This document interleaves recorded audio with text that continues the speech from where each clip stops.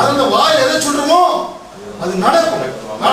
வாய்க்கும் வயிறுக்கும் சம்பந்தம் உண்டு. வாயின் பலனா வயிறு திருப்தி ஆகும். கணவன் ரட்சிக்கப்படாத இன்றைக்கு அவங்க குறை சொல்லாதீங்க. பிள்ளை ரட்சிக்கப்படலாம் குறை சொல்லாதீங்க. மனை ரட்சிக்கப்படலாம் குறை சொல்லாதீங்க. உங்களுடைய இவர்கள் எல்லாம் விட்டுடும். இந்த கெட்ட வார்த்தையை பேசுவதை, தேவனுக்கு பிரியமில்லாத வார்த்தையை பேசுவதெல்லாம் விட்டு விட்டா தான் அவர் என்ன செய்ய முடியும்?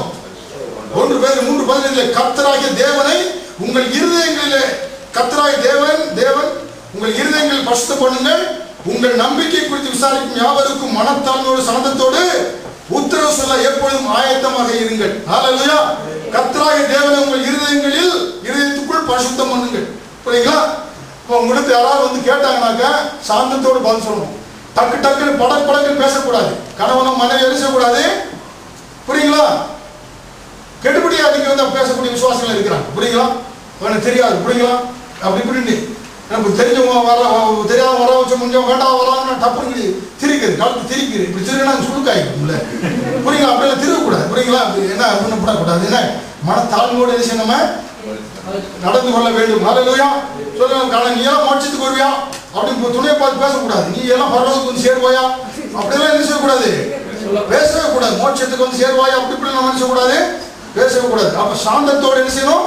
அப்படிதான் போட்டு வேதவசனம் என்ன போட்டிருக்கு? 1 Corinthians 3:15 கர்த்தராகிய தேவனை உங்கள் இருதயங்களில் பரிசுத்தம் பண்ணுங்கள், உங்களில் இருக்கிற நம்பிக்கை குறித்து உங்களிடத்தில் விசாரித்து கேட்கிற யாவருக்கும் சாந்தத்தோடும் வணக்கத்தோடும் உத்தரவு சொல்ல எப்பொழுதும் ஆயத்தமா இருங்கள்.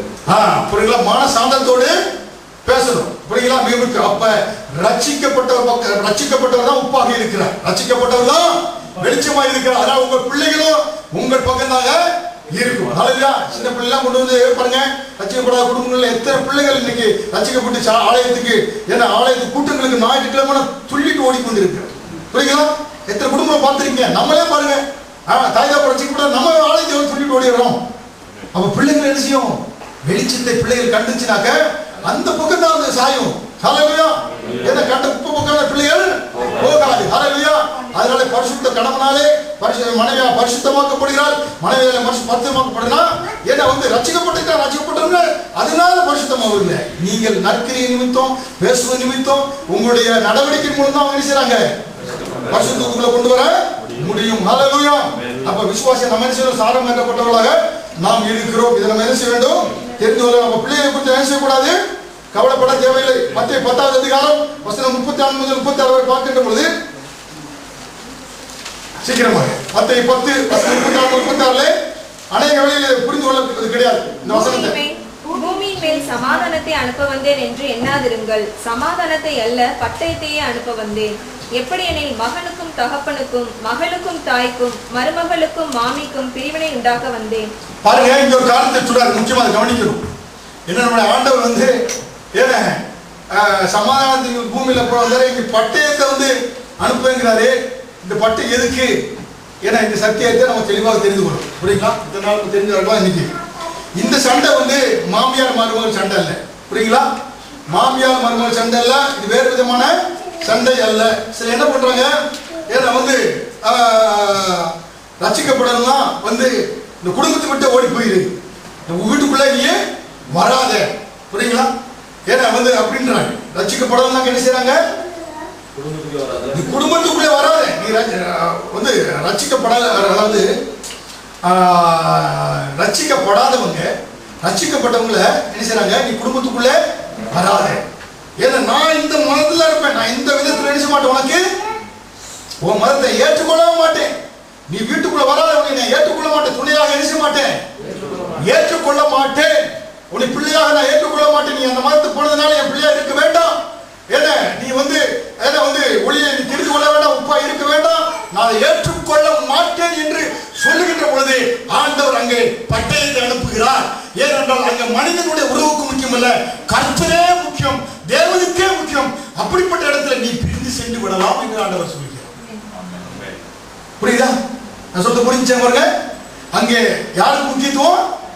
தேவனுக்கு. ஐயா கனவு சொல்றான், ஏற்றுக்கொள்ள முடியாது, ஆண்டவர் விட்டு விடு அப்படி சொல்லுகின்ற பொழுது அந்த இடத்துல நீ கர்த்தருக்கு முக்கியத்துவம் கொடுத்து கணவனை விட்டு நீ பிரிந்து வரலாம் என்றால் நானே பட்டயத்தை அனுப்புகிறேன் என்றால் நீ நரகத்தில் செல்லக்கூடாது, பரலோகத்துக்கு வர வேண்டும்.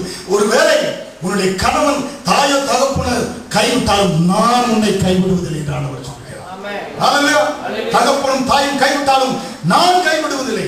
அந்த இடத்துல தான் கர்த்தர் என்ன செய்யற பட்டயத்தை அனுப்புகிறார். புரியுங்களா? அவிசுவாசி விசுவாசி ஏற்றுக்கொள்ளாத பொழுது, கதவு அடைக்கப்படுகின்ற பொழுது, அந்த வேளைகளிலே திருச்சபை மற்ற விசுவாசிகள் அந்த அவிசுவாசியை தாங்கி ஆறுதல் படுத்தி அவர்கள் வாழ்க்கைக்கு நாம் உதவி செய்ய வேண்டும். ஹல்லேலூயா. அந்த இடத்துல தான் ஆண்டவர் இயேசு சொல்றாரு, பட்டயத்தை அனுப்புவேன் என்று. ஹல்லேலூயா. அதனால இந்த காரியத்தை நம்ம தெரிந்து கொள்ள வேண்டியது மிக மிக அவசியமாக இருக்கிறது. ஹல்லேலூயா. அப்ப குடும்பங்களில் பிரிவினைகள் வருகின்ற பொழுது நாம் அந்த பிரிவினை எதனால் வருகிறது, விசுவாசியாக நாம் அவிசுவாசி எப்படியாக அரவணைத்துக் கொள்ள வேண்டும் என்று தெரிந்து கொள்ள வேண்டியதாக இருக்கிறது. அப்ப நம்மளாம் எப்படிப்பட்டவர்களாக இருக்கோம்? உப்பாக வெளிச்சமாக இருக்கிறோம். ஹல்லேலூயா. இதை நம்ம தெரிந்து கொள்ள வேண்டியது அவசியமாக இருக்கிறது. இது அந்த 1 பேதுரு 3 பார்த்தீங்கன்னா அதிகமான காரியங்களை குறித்து சொல்கிறார். ஆனால் முக்கியமாக என்ன சொல்றாருனாக்க, கூடுமான அளவு மட்டும் நீங்க சமாதானமா இருங்க. அந்த பட்டயத்தை அனுப்ப சொல்றாரு, உங்களால் தெரிந்து கொள்ளப்பட்டவங்க கூடுமான மட்டும் அப்படியே வாசம் சொல்லுகிறது. படிங்க, சொல்லப்படாது. கர்த்தராகிய தேவனை உங்கள் இருதயங்களில் பரிசுத்தம் பண்ணுங்கள். உங்களில் இருக்கிற நம்பிக்கையை குறித்து உங்களிடத்தில் விசாரித்து கேட்கிற யாவருக்கும் சாந்தத்தோடும் வணக்கத்தோடும் உத்தரவு சொல்ல எப்பொழுதும் ஆயத்தமாய் இருங்கள். கிறிஸ்துவுக்கேற்ற உங்கள் நல்ல நடத்தையை தூஷிக்கிறவர்கள் உங்களை அக்கிரமக்காரர் என்று உங்களுக்கு விரோதமாய் சொல்லுகிற விஷயத்தில் வெட்கப்படும்படிக்கு நல்மன சாட்சியுடையவர்களாய் இருங்கள். பாருங்க, நல்மன சாட்சியோம். மத்திய 10:34 படிங்க. பூமியின் மேல் சமாதானத்தை அனுப்ப வந்தேன் என்று எண்ணாதிருங்கள். சமாதானத்தை அல்ல பட்டயத்தையே அனுப்ப. பட்டயத்தை ஆண்டவரே அனுப்ப வந்து என்று சொல்லுகிறார்.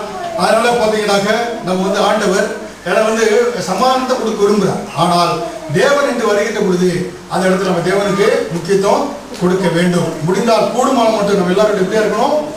சமாதானத்தோடு நாம் இருக்கணும். முடிந்த அளவுக்கு சமாதானத்தோடு இருங்க. ஆனால் உங்களை விசுவாசியை ஏற்றுக்கொள்ளவில்லை என்றால் அந்த இடத்துல என்ன செய்யலாம்? பிரிந்து விடலாம். எந்த காரணத்துக்கு நான் ஏற்றுக்கொள்ளவே மாட்டேன். நீங்கள் எவ்வளவு பணிவிடை செய்து பார்த்துட்டீங்க, எவ்வளவோ உப்பை காமிச்சிட்டீங்க, உங்க வெளிச்சமா எல்லாத்தையும் காமிச்சு பார்த்துட்டீங்க. அப்படி இருக்கிற பட்சத்துல என்ன செய்ய முடியும்? எந்த காரணத்தை கொண்டு உங்களை வெற்றுக்கு வராரு, உங்களை கொலை செய்ய வராரு அப்படின்னா என்ன செய்ய முடியும்? அவர் போய் வாழ முடியுமா? முடியுங்களா? அதனால தான் ஆண்டவர் சொல்ல, அந்த இடத்துல தான் என்ன செய்யறாரு, நான் அவர் முதல்ல நீங்க அவங்களுக்கு நற்கணியில நீ காமிக்கல, ஏதோ அன்பாவே பேசல, நான் பிடிச்சு போயிட்டு இதை எடுத்துட கூடாது. புரியுங்களா? கூடுமான மட்டும் நீங்க நினைச்சு பாருங்க, அவங்களோட சமாதானம் பண்ணுவாங்க. புரியுங்களா? நான் சொல்றது உங்களுக்கு ஒரு விதத்துல ஏற்றுக்கொள்ளாம கூட இருக்கலாம். வேற என்ன சொல்றது அதான் நான் சொல்றேன்.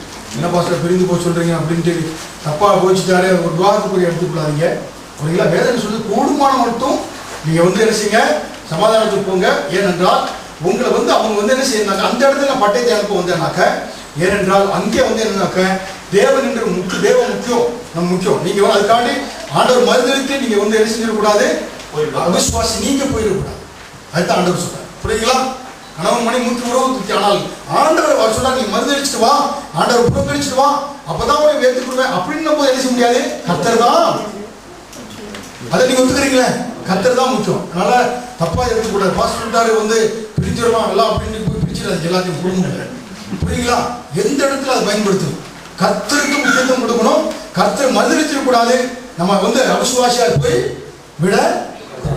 ஹல்லேலூயா, மிக முக்கியம். ஹல்லேலூயா. இன்னைக்கு நம்ம உப்பா இருக்கிறோமா, வெளிச்சமா இருக்கிறோமா? அப்ப விசுவாசியா நாம் அவிசுவாசி எப்படி ஆண்டவர்கள் நடத்த முடியும் தெரிஞ்சிருச்சா? இந்த பிள்ளைகளுக்கு சரி, குடும்ப உறவுகளும் சரி, எல்லா உறவுகளும் என்ன செய்ய முடியும்? நம்முடைய வெளிச்சம் அவங்களுக்கு பிரகாசமா இருக்கணும். நம்ம உப்பு அவங்கள மொத்தத்தில் நம்முடைய ஆவிக்குரிய கனியை கொடுக்கிறவர்களாக இருக்குது. அதாங்க நம்ம எப்படிப்பட்டவர்களாக இருக்கணும்? ஆவிக்குரிய கனியை கொடுக்கிறவர்களாக, சாந்தமும் நற்குணம் உள்ளவர்களாக இருக்கணும். ஹல்லேலூயா. நல்ல குணசாலியா ஸ்திரியா இருக்கணும். ஏன்னா அந்த ஆண்மகனும் நல்ல கிறிஸ்துவ போல நேசிக்க மனைவி நேசிக்கக்கூடியவர்களாக இருக்கணும்.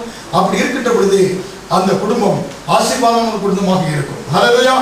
அதனால நம்ம ஆண்டவர் அப்படிப்பட்ட குடும்பங்களிலே நானும் என் வீட்டாருமோ கர்த்தர் நாமோ மகிமைப்படும். ஹல்லேலூயா. ஸ்தோத்திரம். ஹல்லேலூயா. கர்த்தர் நல்லவர். ஹல்லேலூயா. கர்த்தருடைய வார்த்தை இன்னைக்கு நம்ம என்ன செஞ்சிருக்கேன், சோப் போட்டு அநேக கேள்விகளுக்கு பதில் கிடைச்சிருக்கிறா. திருமண ஊரில் நம்ம எப்படி நடக்க வேண்டும், திருமண உறவை தேர்ந்தெடுத்துக் கொள்ளணும், திருமண காரியங்களில் எப்படி செல்ல வேண்டும் என்பதை குறித்து உங்களுக்கு போதிக்கப்பட்டிருக்கு. ஹல்லேலூயா. தொடர்ந்து இப்படிப்பட்ட சத்தியங்களில் இந்த சத்தியத்தை கற்றுறது நம்ம வாழ்க்கை அபியாசப்படுத்தும். அதனால நாம் உறவுகளில் பலப்படுவோம். யாரையும் உதவி தள்ள வேண்டாம். நாம் நம்முடைய நடக்கையினாலே அவர்களை ஆண்டவருக்குள்ளாக நடத்துவோம். ஹல்லேலூயா. கர்த்தர் நல்லவர். ஹல்லேலூயா.